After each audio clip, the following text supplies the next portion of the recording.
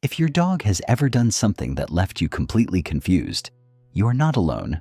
Most people think that to help a dog with separation anxiety, that real distress your dog feels when you walk out the door, you have to completely ignore them when you first get home.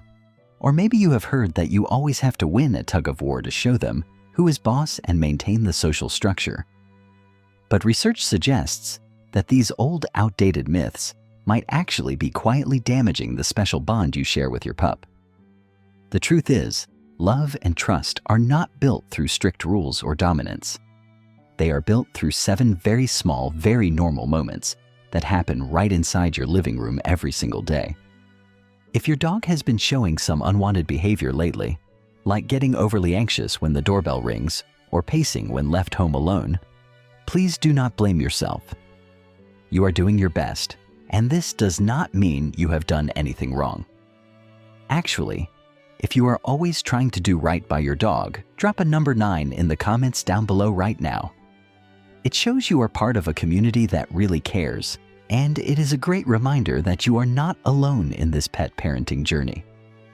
By the way, this video is brought to life by AI to share some fascinating, science-backed insights that will help you understand your best buddy on a much deeper level. To understand why those old training rules miss the mark, let's take a quick look at the very first moment.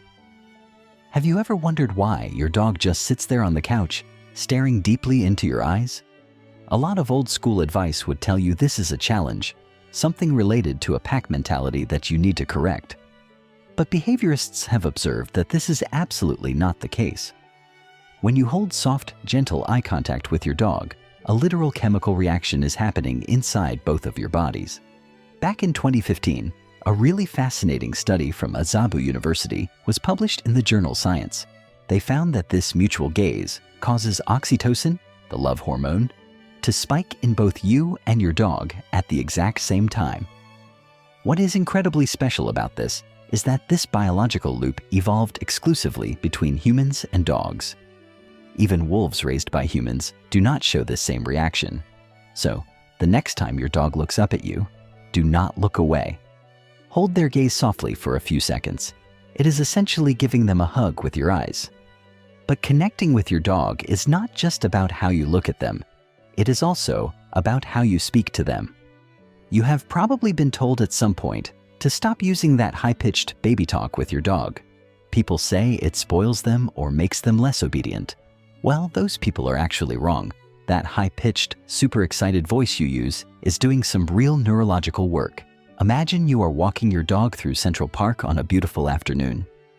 Research from the University of York in 2018 suggests that dogs are really only drawn in when you use a warm tone combined with words that actually mean something to them, like good boy or walk. An fMRI study from 2016 even showed that your dog's brain processes vocabulary in the left hemisphere. That is the exact same way human brains process language. Their brain's reward center only lights up when both the tone of your voice and the words you are saying carry a positive meaning together. Before we move on, I would love to know, what state or country are you watching this from right now? Let me know in the comments, and while you are there, please leave a like or hit that subscribe button to support the Paw Mind channel. Now, if the way you speak to your dog matters that much, the moment you walk through your front door is the ultimate test. For years, the popular advice for dealing with separation anxiety was to completely ignore them when you come back inside. The idea was to keep things neutral to avoid rewarding their frantic energy. But a 2021 survey of nearly 2,000 pet parents found something that completely flipped this idea upside down. Owners who tried to stay calm and ignore their dogs actually reported that their dog's anxiety got much worse. The old advice had the cause and effect totally backwards. A study from 2014 measuring oxytocin and stress hormones found that physical touch, combined with a warm verbal greeting, is actually the best way to keep your dog's oxytocin levels high after you reunite. So the next time you get home from work, drop down to their level, use their name, give them some good scratches, and let them know you missed them too. That connection does not just happen inside the house. It is just as important when you head outside. A lot of old training books insist that your dog needs to walk in a perfect heel, staying rigidly by your side the entire time. But from your dog's perspective, A structured walk set entirely to a human's pace feels more like an escort than a fun outing. In 2019, researchers compared dogs who did strict heel work with dogs who were allowed to do nose work. The dogs who were allowed to freely sniff their environment, picture a happy beagle just following a fascinating scent trail down the sidewalk, became measurably more optimistic. Giving your dog olfactory freedom actually activates their brain's dopamine reward system in a way that marching in a straight line simply cannot. Try taking your pup on a dedicated sniff walk today. Let them choose the path and the pace. You might not walk as far, but your dog will come home feeling incredibly fulfilled. And speaking of coming home, playtime is full of misunderstandings too. Have you ever heard that you should never let your dog win at tug of war? People used to think that if your dog wins, they will start thinking they are in charge. In 2002, researchers tested this exact theory with 14 golden retrievers. They found that winning or losing had absolutely zero impact on dominance or their relationship with you. In fact, the most playful dogs were actually more focused and obedient after they were allowed to win the game. What really matters is how you show up during playtime.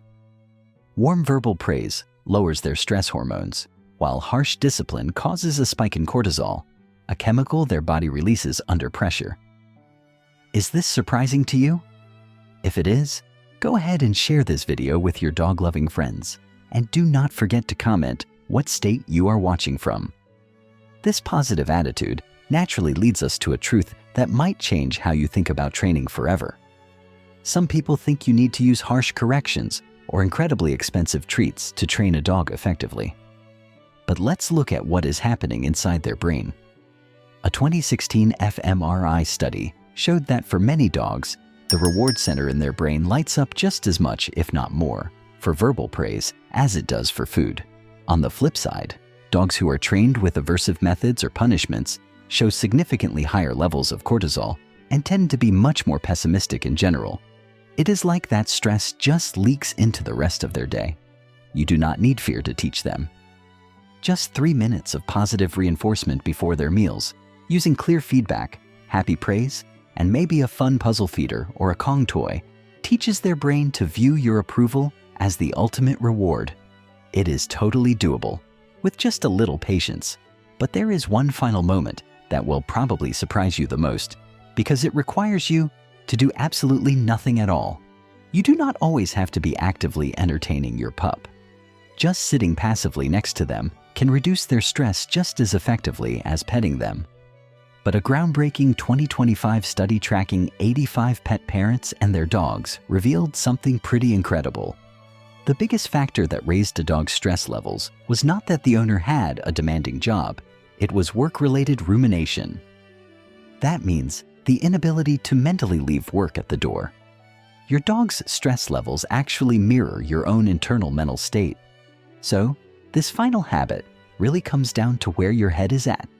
When you sit down with your dog at the end of the day, close your laptop, put your phone away. Actually be present in the room with them.